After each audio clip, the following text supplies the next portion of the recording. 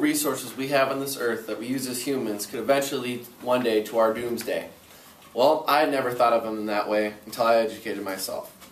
We need to educate ourselves as people on how we can do and what we can do in our day-to-day lives to reduce our emission rate to make our Earth to make our planet a healthier and safer place to live.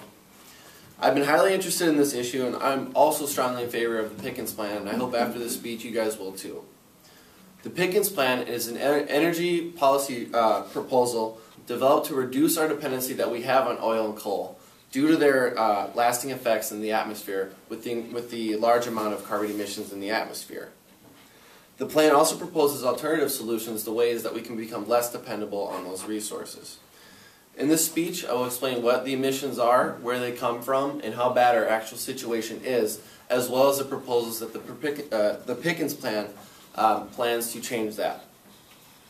So first I would like to begin talking about the carbon emissions themselves. I have a little visual aid that you guys can look at from the Department of Indian Energy and Economic Development once it gets fired up. So basically, carbon is naturally a part of the earth. It's in the environment as well as living animals. Some examples of it being in the environment would be carbon in rocks and carbon in coal, one of the fossil fuels, and carbon in the soil. It is released in the atmosphere every day, and the transformation between it and living and non-living things is best described by the carbon cycle, as you can kind of see here. So carbon is released in the atmosphere every day as part of the Earth's natural process. Some carbon sources are animals, volcanoes, and humans. Throughout this, there's a process called photosynthesis. I believe we're all familiar with that. Well, plants take CO2 out of the atmosphere and basically output oxygen, kind of getting this circular natural process flow through the atmosphere. This is a natural process, as stated before, and decomposers can increase the rate of decomposition, as decomposition is part of the carbon cycle. They break down plant and animal matter, which releases carbon dioxide into the atmosphere. And you can see decomposition every day. I think my best example of this would be a tree in a forest that's really mossy. It's kind of just, you can see it kind of rotting away. It's all part of the carbon emission process, and it's all part of the natural process. So that was the natural emission part of the Earth. This is without our dramatic input now. So now I'll talk about mankind's contributions to the emission process. Coal and oil, as you know, are very valuable resources to us as we use them for energy.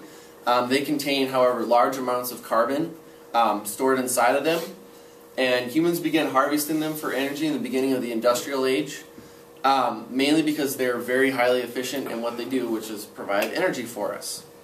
The burning of these resources outputs a lot of energy. However, it releases all stored carbon inside of them into the atmosphere, and the rate of human activity that we use for energy outputs this way too fast, throwing off the natural cycle, if you will, outputting way too many emissions in the atmosphere, resulting in what you like to call it global warming or global climate change or something like that, whatever you want to call it.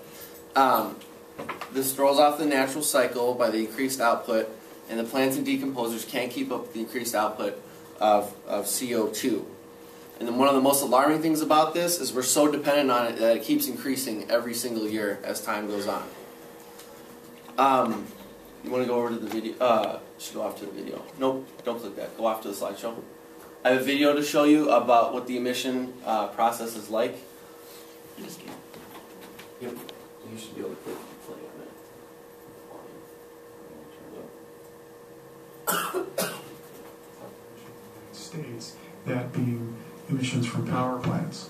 The next image are industrial sources of carbon dioxide emissions in the United States. The third image are the mobile sources of carbon dioxide in the United States placed directly onto U.S. roadways. We can take these inventories and combine them with our other inventories, including residential and commercial, and create a total map of fossil fuel CO2 emissions in the United States. This has been placed onto a 10-kilometer regular grid in order to facilitate atmospheric transport modeling. The next sequence is a video showing transport of those fossil fuel CO2 emissions into the air over the United States. This is the lowest layer of air in the RAMS atmospheric transport model. It is in units of parts per million or mixing ratio relative to the initial conditions in this model. A few items to note are the day and night cycle with larger emissions of fossil fuel CO2 during the day, smaller emissions during the night. Also noticeable are the spatial patterns across the United States, including population centers on the West Coast, East Coast, Gulf industrial and manufacturing sectors, manufacturing and industry in the Midwest and Upper Midwest, and population centers along the Front Range of Colorado and the Salt Lake City area in Utah. Transport features to note, of course, are the broad west-to-east transport and filaments of CO2 moving off the continental United States over the North Atlantic. The next sequence is a sequence that shows the contrast between morning CO2 concentrations and evening CO2 concentrations, with greater concentrations in the morning both due to the initiation of fossil fuel CO2 emissions and the trapping of CO2 due to reduced boundary layer heights in the early morning hours. The next video sequence represents a three-dimensional view of CO2 concentration over the United States. This shows an isosurface of CO2 roughly 2 ppm above the initial conditions. Again, you see the broad spatial patterns, the diurnal cycle, and a number of additional features that can be seen with a 3D representation. Most importantly are elevated CO2-enriched air emerging from the surface through the boundary layer, probably due to strong thunderstorm and vertical convective activity. You see funnel systems as represented by large wedge-shaped features over the middle United States. So basically, as you can see, they use kind of some high-tech technology to kind of show you how alarming the actual emission rate is.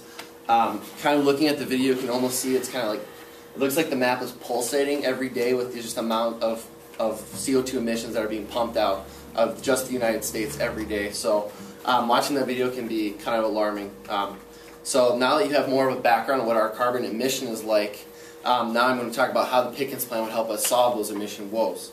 According to U.S. News, the Pickens Plan is expecting to cut oil imports by 38%, greatly reducing our emission rate. Also, we'd be sending less money overseas, so it'd be benefiting our economy. The less dependent we are on oil, the better it is in a number of ways.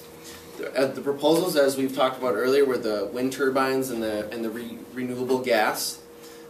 These are things that can help us over time reduce our emission rate, save us some money, and again, with the renewable energy advantage, I mean, it's just something that will keep benefiting us over time. The global warming threat is a serious threat, and we need to take every single step we can to reduce our emission rate. The Pickens Plan proposes a number of different proposals for that, and I hope every one of you guys would support that in the end, because global warming is a serious threat that needs to be dealt with, and we need to do every single thing we can over time to do so. The Pickens Plan isn't the complete answer to that, but it is a step in the right direction in a dramatic way. The Pickens Plan proposes renewable energy that would help us in more ways than one. As I stated, it would be cheaper, reducing our emissions, and with that being the most important part, decreasing our dependency of oil and coal, two very carbon-filled fossil fuels.